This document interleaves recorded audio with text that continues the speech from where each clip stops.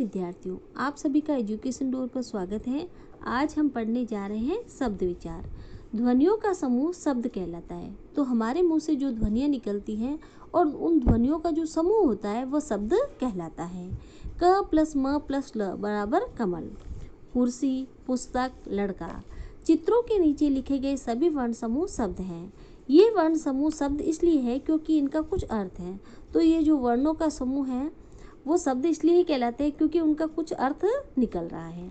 यदि इन्हीं वर्णों के समूह को उलट पुलट कर मिला दिया जाए, जैसे कालड़, तो उसे सुनकर हमारी आंखों के सामने कोई चित्र नहीं उभरेगा। तो देखिए, लड़का शब्द है। लड़का जो शब्द है उसके वर्णों को हम आगे पीछे कर रहे हैं।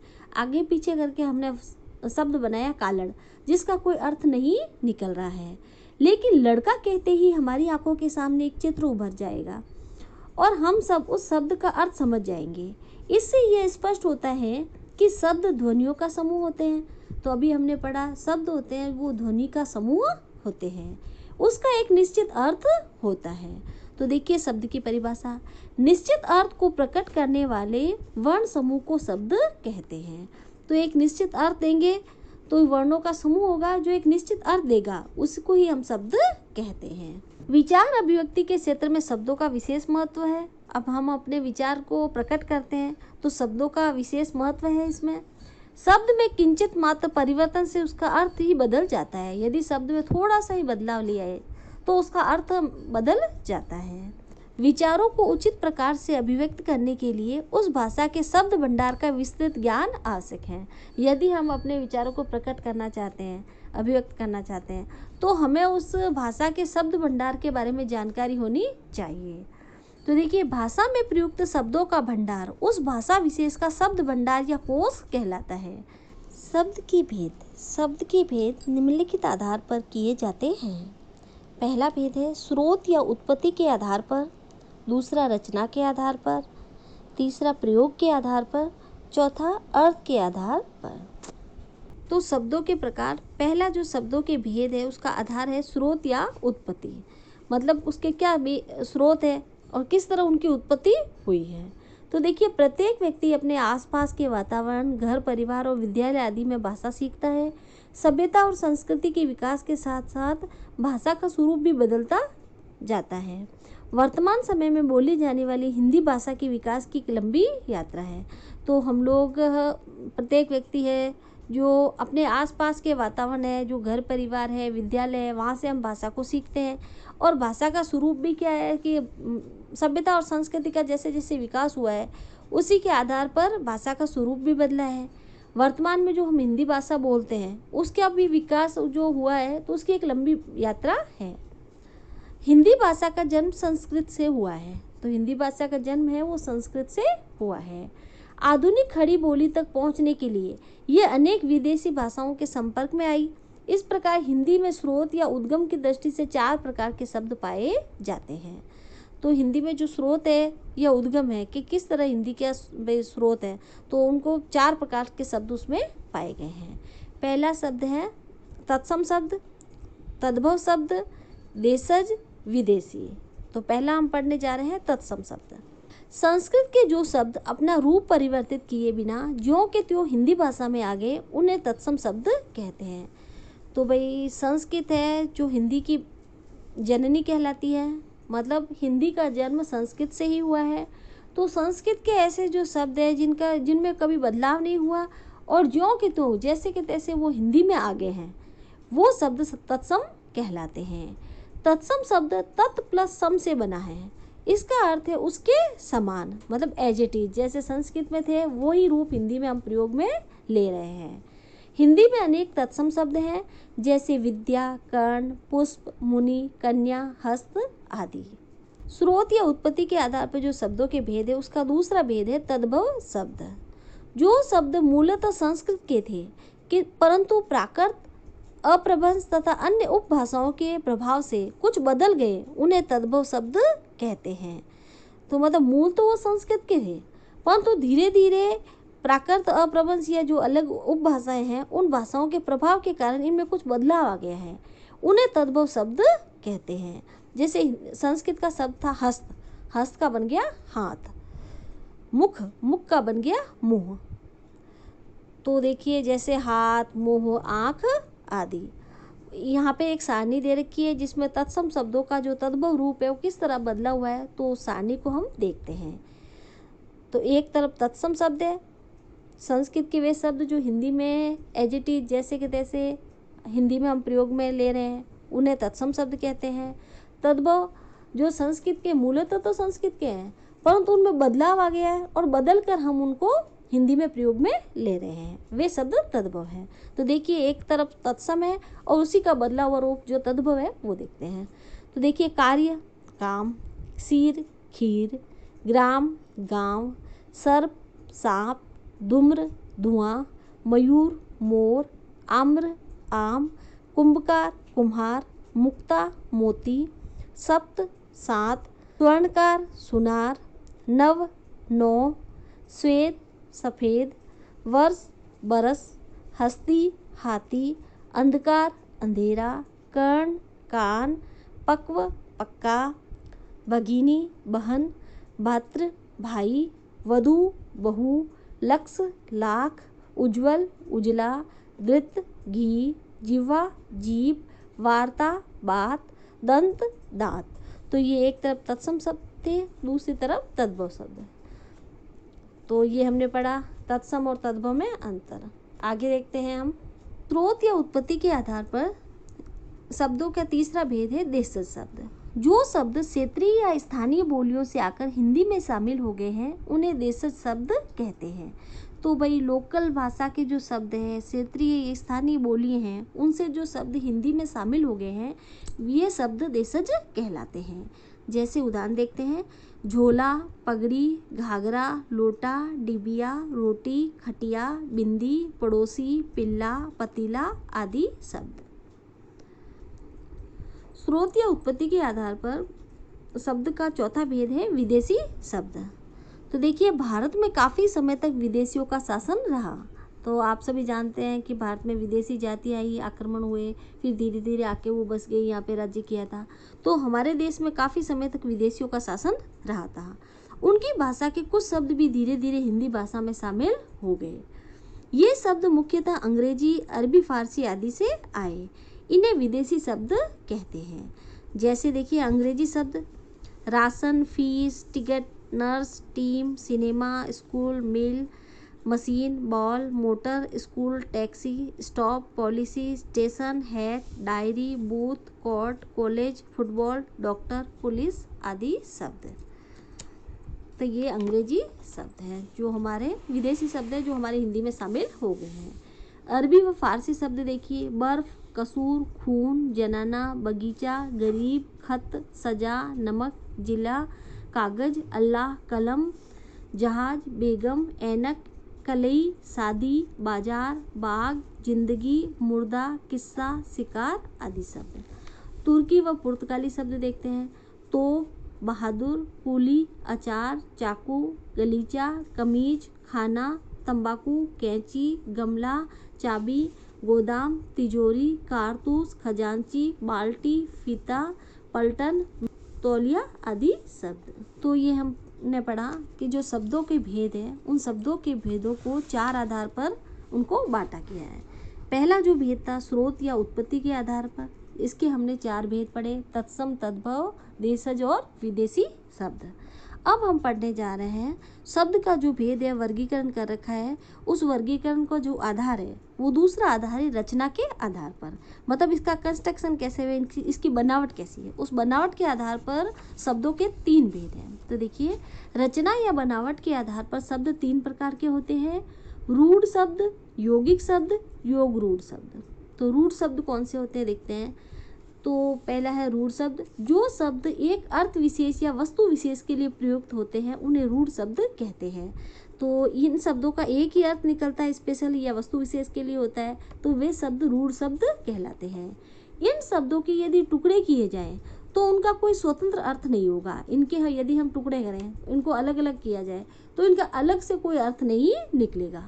अर्थात रूढ़ शब्दों के सार्थक खंड नहीं हो सकते और न ही ये अन्य शब्दों के मेल से बनते हैं। जैसे देखिए बिल्ली, घोड़ा, किताब, आँख आदि। अब देखिए जैसे घोड़ा शब्द है, यदि हम इसके टुकड़े करते हैं तो इसके टुकड़े करने पर इसका कोई अलग से अर्थ नहीं निकलेगा। तो ये एक अर्थ विशेष, इनका विशेष अर्थ होता है, तो इसलिए ये शब्द क्या कहलाते हैं? रूढ़ शब्द कहलाते हैं। रचना के आधार पर शब्दों के जो भेद हैं, उसमें पहला शब्द हमने पढ़ा रूढ़ शब्द। अब दूसरा है यौगिक शब्द। योग का अर्थ होता है जुड़ना। जो शब्द दो या अधिक शब्दों के मेल से बने होते हैं उन्हें यौगिक शब्द कहते हैं। तो योग का अर्थ क्या होता है? जुड़ना, जोड़ के बने हुए हैं। तो दो या अधिक शब्दों के मेल से बने हुए होते हैं, उन्हें यौगिक शब्द कहते हैं। इन शब्दों में एक रूढ़ शब्द होता है और उसके अतिरिक्त एक अन्य शब्द या शब्दांश होता है। तो अभी हमने पढ़ा रूढ़ शब्द क्या होता है, और दूसरा शब्द इसके साथ जो जुड़ा होगा वो शब्दांश होगा, शब्द का हिस्सा होगा। तो देखिए नमकीन, नमक शब्द है, ईन इसमें प्रत्यय लगा हुआ है। अनपढ़, तो देखिए पढ़ना क्या है? शब्द है, अन क्या है? उपसर्ग है। गुणवान, गुण शब्द है, वान इसमें प्रत्यय है।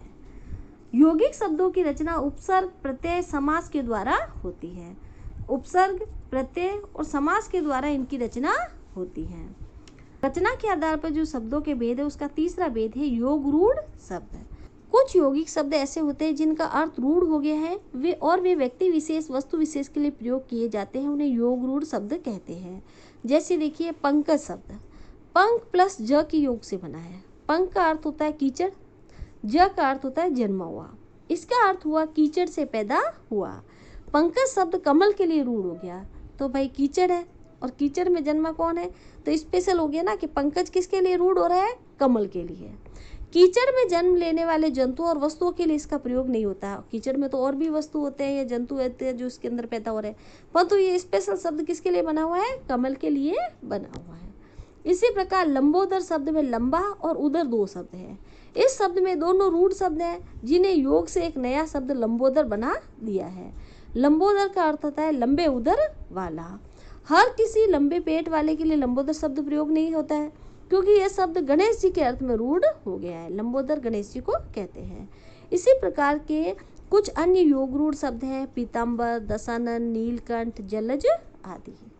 अब तीसरा भेद है प्रयोग के आधार पर शब्दों का भेद। तो हमने पढ़ा उत्पत्ति के आधार पर और रचना के आधार पर शब्दों के भेद पढ़े। अब देखिए प्रयोग के आधार पर शब्दों को कैसे भेद कर रखे हैं। जब हम अपने विचार बोलकर या लिखकर प्रकट करते हैं तो शब्दों को कभी कभी ज्यों का त्यों प्रयोग में करते हैं, कभी कभी कुछ बदल कर। कुछ शब्द लिंग, काल तथा वचन से प्रभावित होते हैं तो कुछ नहीं। तो देखिए हम जो बोलते हैं उसको लिखकर हम प्रकट करते हैं, तो कुछ शब्द तो हम ज्यों के त्यों प्रयोग में ले लेते हैं, कुछ का स्वरूप थोड़ा बदल देते हैं। तो कुछ शब्द क्या लिंग, काल तथा वचन से प्रभावित होते हैं और कुछ नहीं होते हैं। इसी आधार पर शब्दों के दो भेद कर रखे हैं, विकारी और अविकारी शब्द। तो देखिए विकारी शब्द कौन से होते हैं?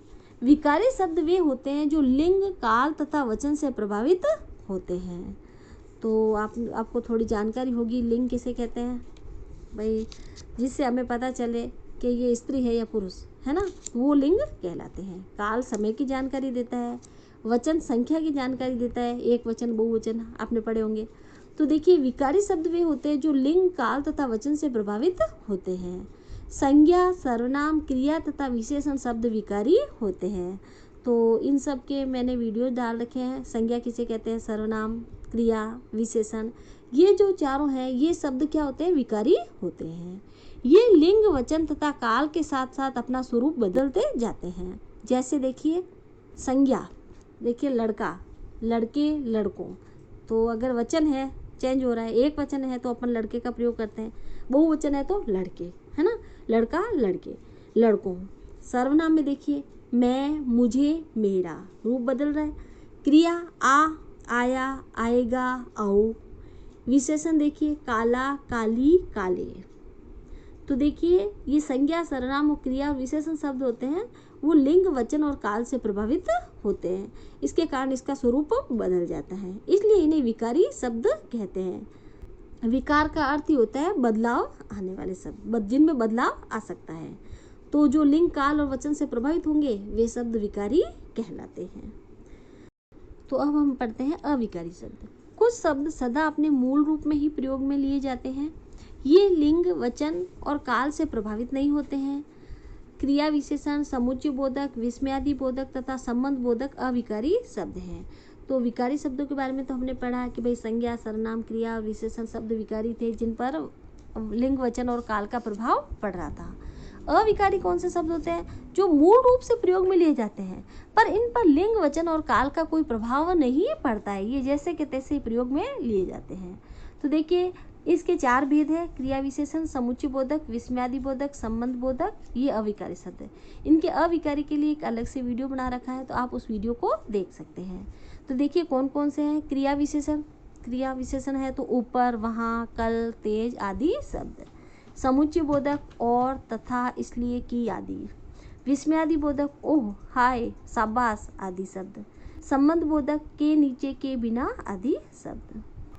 अब हम पढ़ते हैं अर्थ के आधार पर शब्दों के भेद। कुछ लोग अर्थ के आधार पर शब्दों को सार्थक और निरर्थक 2 वर्गों में बांटते हैं।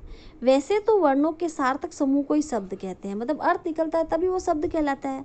परंतु कभी कभी हम बोलचाल की भाषा में निरर्थक शब्दों को भी प्रयोग में ले लेते हैं, अर्थ नहीं दे रहे हैं परंतु फिर भी बोलचाल की भाषा में हम उन शब्दों का प्रयोग ले लेते हैं, जैसे खाना वाना, चोटी वोटी, पानी वानी आदि शब्द। यहाँ क्रमशः खाना, चोटी और पानी शब्द तो सार्थक है भाई, इन शब्दों के तो अर्थ निकल रहे हैं, परंतु वाना, वोटी, वानी निरर्थक शब्द है। शब्द वही कहलाते हैं जिसका कोई अर्थ होता है, शब्द वही कहलाएगा जिसका कोई अर्थ निकल रहा है, मीनिंग निकलना चाहिए। अर्थ की दृष्टि से शब्द के 4 भेद होते हैं, एकार्थी शब्द, अनेकार्थी शब्द, पर्यायवाची या समानार्थी शब्द, विलोम शब्द। एकार्थी शब्द, एकार्थी का अभिप्राय है एक अर्थ वाला। जिन शब्दों का अर्थ एक ही होता है वे एकार्थी शब्द कहलाते हैं। सामान्यतः व्यक्तिवाचक, भाववाचक व जातिवाचक संज्ञा शब्द इसी कोटि में आते हैं, मतलब इन शब्दों के एक ही अर्थ होते हैं, जैसे शेर, पुस्तक, फूल, नदी, यमुना, श्रद्धा आदि शब्द। अर्थ के आधार पर शब्द का दूसरा भेद है अनेकार्थी शब्द। कुछ शब्दों के अर्थ एक से अधिक होते हैं, तो शब्द तो एक है परंतु उनके अर्थ अलग अलग होते हैं। इस प्रकार के शब्द अनेकार्थी शब्द कहलाते हैं, जैसे मुद्रा, मुख का भाव, मोहर, धन। पूर्व, पहले, एक दिशा। तो देखिए मुद्रा को मुख का भाव, चेहरे के भाव भी बोलते हैं, मोहर है, धन है, और पूर्व, पहले भी इसका एक अर्थ होता है और एक दिशा का भी नाम है। कुछ शब्दों के अर्थ एक समान होते हैं, ऐसे समान अर्थ वाले शब्द समानार्थी शब्द कहलाते हैं, जिन्हें हम पर्यायवाची शब्द भी कहते हैं, जैसे फूल, पुष्प, कुसुम, प्रसून, घोड़ा, अश्व, है, तुरंग। ये सभी शब्द एक दूसरे के पर्याय हैं, इन्हें पर्यायवाची शब्द भी कहते हैं। चौथा भेद है विपरीतार्थक शब्द। कुछ शब्दों के अर्थ एक दूसरे के विपरीत या उल्टे शब्द होते हैं, ऐसे शब्द विलोम शब्द कहलाते हैं। जैसे देखिए रात दिन, अंदर बाहर, ऊपर नीचे, जीवन मृत्यु, आपने बहुत सारे ऐसे शब्द पढ़े होंगे। तो उल्टे अर्थ देने वाले शब्द विलोम शब्द कहलाते हैं। कुछ याद रखने योग्य बातें पढ़ते हैं। वर्णों का सार्थक एवं स्वतंत्र समूह शब्द कहलाता है, तो वर्णों के क्या अर्थ निकलना चाहिए, स्वतंत्र समूह होता है वो शब्द कहलाता है। स्रोत, रचना, प्रयोग और अर्थ, इन 4 आधारों पर शब्दों के भेदों का वर्गीकरण किया गया है। स्रोत के आधार पर हमने पढ़ा तत्सम, तद्भव, देशज और विदेशी। रचना के आधार पर रूढ़, यौगिक और योग रूढ़। प्रयोग के आधार पर विकारी, जिसमें देखिए संज्ञा, सर्वनाम, क्रिया और विशेषण पढ़े। अविकारी, क्रिया विशेषण, समुच्चय बोधक, संबंध बोधक और विस्मयादि बोधक। अर्थ के आधार पर एकार्थी, अनेकार्थी, समानार्थी और विपरीतार्थी। Dear student, please like my videos and subscribe my channel. अगर आपको कुछ भी डाउट हो तो कमेंट करके बताएं और अगली वीडियो की नोटिफिकेशन के लिए बेल आइकन को क्लिक करें, और हमारी पुरानी वीडियोज़ की लिंक डिस्क्रिप्शन में है तो आप देख सकते हैं। Thank you.